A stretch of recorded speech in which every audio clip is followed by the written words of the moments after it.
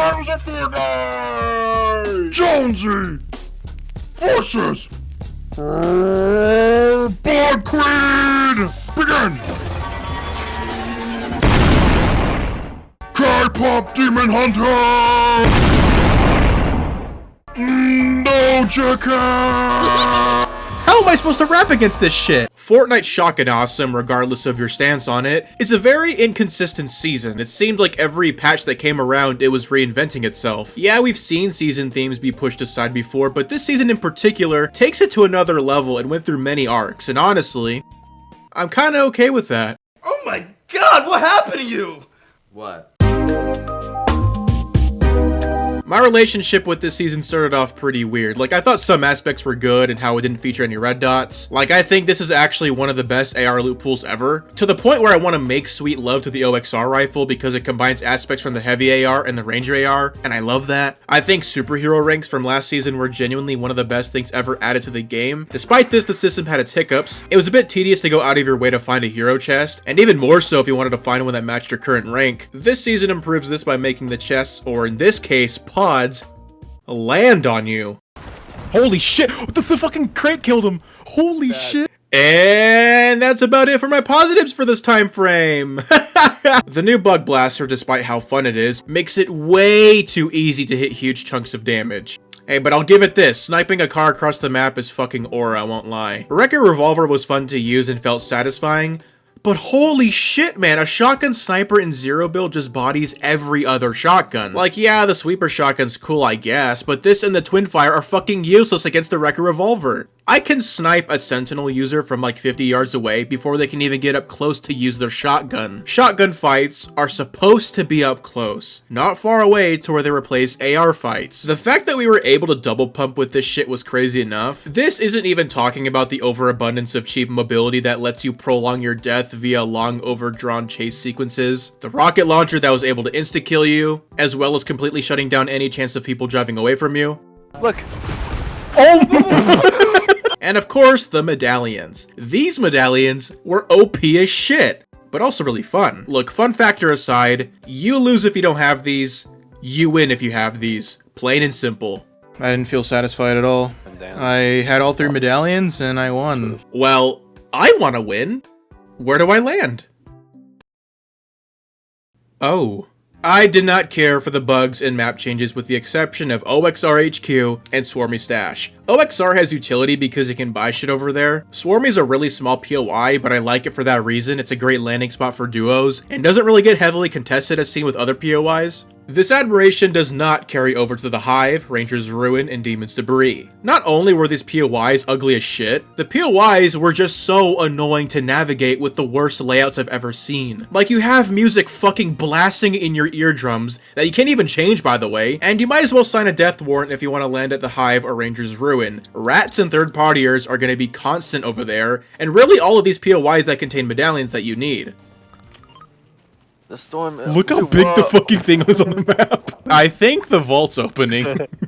I don't get Fortnite's obsession with making integral rooms with loot the most campiest bitch-made things ever conceived. On paper, it's a great idea of reaching a high rank and going somewhere to claim a random exotic. Once you activate the vault opening sequence, the vault plays the loudest fucking alarm you'll ever hear, and all the nearby people will run their fat asses over and try to contest you. If you actually kill these lame-ass bitches, you can finally claim your reward. After looting the vault that you unlocked, you are met with a minimum of 700 people waiting outside to kill you once you do all the work. This concept and system needs to die. All of these factors combined just gave me a headache when playing this season. Bad players ran away from fights using the season medallions and items. I'm gonna kill myself. And really good players just destroyed the entire lobby uncontested. It was a genuine mess, and I didn't have interest in playing this season. Enough to where I took a step back from Battle Royale.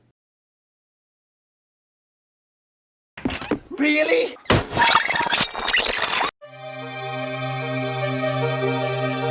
Now look, I like this change, but holy shit, did they not realize how crazy these things were during playtesting, if they even playtest at all? The rocket launcher could still insta-kill you, and the Wrecker Revolver went from really, really strong to just really strong. The medallions went from insanely game-changing to just game-changing, but shortly after this, medallions were just fucking removed! Oh shit! Oh shit! Oh A couple more improvements during this update. The Shockwave launcher died in a horrible and brutal 18-car pileup, and the Shockwave hammer replaced it. Fuck yeah. Now get the fuck out of here. You could no longer run double revolvers, yet you could still combo it with the Sentinel, and my praise for the weapon adjustments end there. The MK7, Frenzy Auto, and Hollow Twister came back. And the hammer AR got removed. So that damn near perfect AR meta was long gone. Okay. You know, I've been saying this for almost a year now, and I'm gonna have to keep saying it, but either have all of your ARs be red dots, or have them all be hipfire. I'm definitely exaggerating my hate for this change. The Frenzy Auto is still good, but doesn't have a crazy drum mag since you can't put attachments on it since there's no attachments. And the MK7 definitely isn't in its prime anymore and isn't as broken, and that's a good thing. I'm just annoyed that the ARs were nearly perfect and now preference is out the window. Having red dot ARs in a loot pool like this just forces me to drop a high tier OXR rifle for a low tier Hollow Twister because the Hollow has a red dot sight. Well, I have to use the red dot in this mode. I really like the OXR rifle, but can't use it because it doesn't have a red dot sight. I love options. Despite this, the new vehicles were additions that I appreciated. The OXR helicopter, or the Hammerhead, pardon my French, Jesus, is basically a reskinned chopper from Chapter 2. Normally, I'd scoff at the idea of reskinning something instead of bringing that thing back, but I guess it makes sense this time to match with the OXR models and color schemes. It's slick, no turrets or missiles, just how rotation should be. The roly-polies, on the other hand, are adorable as shit, actually a creative idea. You are so freaking precious! Yeah, it's a reworked inflatable, but there's some differences in how it works and handles. These are amazing. If a little bitch tries running away from a fight, they could easily get shot out of it, but it's still a really good rotation item. And honestly, Fortnite's writing was fire when making these. There were a couple missteps during this arc, but there was actually a lot of good within it. And these little things added up started to win me over slightly, but I was still cautiously optimistic. Oh my gosh. Yo guys, it's me, Charlie. Hey, did that guy just turn into sand? This was when the season's quality vastly improved for me. The K-pop sword wasn't broken, therefore I hardly if ever died to some dipshit spamming the melee attack, and even if it was annoying, this shit was only going to be in the game for like a week. The ramen heal item's very clever, I was a huge fan, definitely stronger than pretty much every healing item from the loot pool this season. Well, this is broken. That's so much healing. The rest of the items were nice to have around and I enjoyed them. But the main attraction of all of this, the bugs are gone. Those little shits got evicted.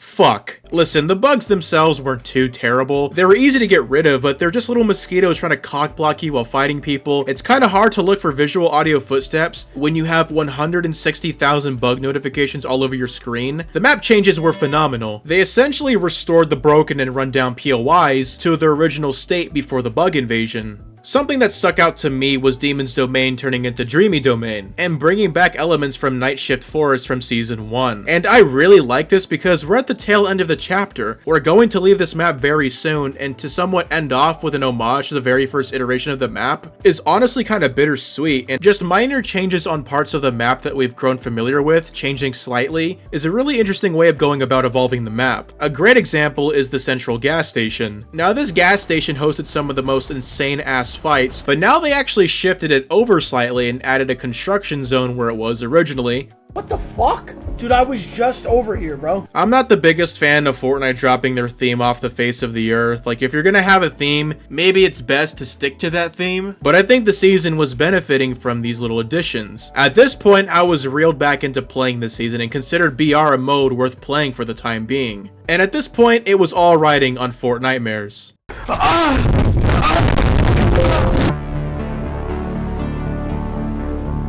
This year and last year's Fortnitemares are genuinely stellar. Like, last year's Fortnitemares took a god-awful abysmal season like Absolute Doom. Yeah, this season's so terrible. Oh.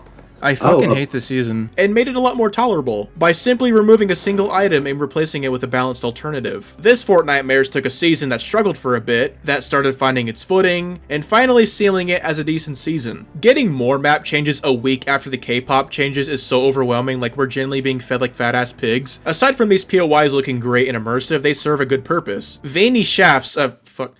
Viney Shafts, in particular, is a great addition because it actually gives shiny shafts actual utility and a reason to land there, and that hasn't been the case since Season 2. And you can say this about the Resistance base turning into creepy camps and Outpost Enclave turning into Freaky Fields again, guys. Scooby snacks are actually fucking awesome. I don't care if it's a reskin Slapjug. I was Joker laughing when I heard the running sound effects. This update felt like a new season in some ways, given that Jason, Pumpkin Bitch, and Doja Cat had boss NPCs with mythics. None of these felt extremely dominant because the Wrecker Revolver was still in the game, go figure. Seeing the broom and chainsaw again was a given. Now I thought the Ghostface item was going to be a pain in the ass, but it turns out, when you actually make a melee item have reasonable hitboxes, there's some sort of risk when it comes to getting up close and not using a gun. I don't know, it seems like a pretty outlandish concept, I don't know. By this point, I'm genuinely impressed with the season's turnaround. While I'm not head over heels about the season overall, I think this ending feels earned. What the fuck is this, man? Yeah, this is really fucking scary. She tells Terrifier what to do, bro.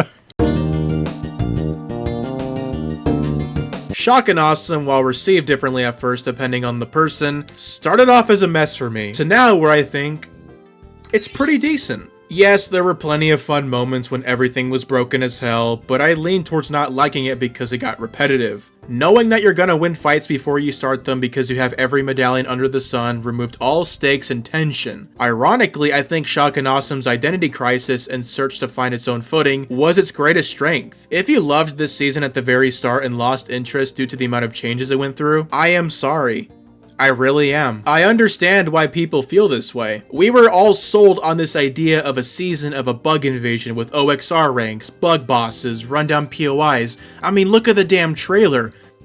The tone of this shit is dark as hell, but personally I think this season saved itself. And I'm actually going as far as saying that this is the first time since Chapter 5 Season 1 that a season got significantly better over time. There are changes throughout the season that kind of make me want to chainsaw my nipples and ballsack, but I think overall, these updates were net positives. Not counting mini-seasons, I personally don't think Chapter 6 has a Vibin, a Wilds, or a Wrecked. A season that makes you go, oh god, not this fucking season. All 4 of these seasons were at least average and not shit. While this isn't my favorite season of the chapter, I actually think it's a good note to end on. Well, let's do what we did Chapter 1. Season 1, Chapter 5. Let's go to just this fucking island. Damn. Oh my god, the running animation is new. What the hell? This is... I think it's faster. Oh. Oh, Silence Pistol's back. Oh my god, they're unvaulting old weapons. Let's go, dude.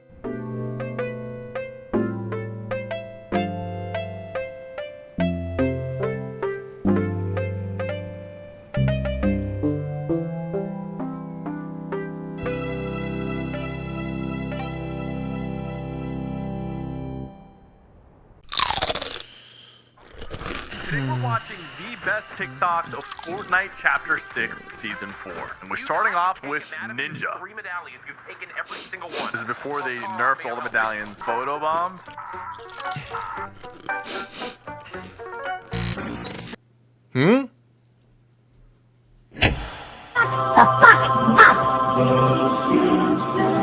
you! You fucking dick!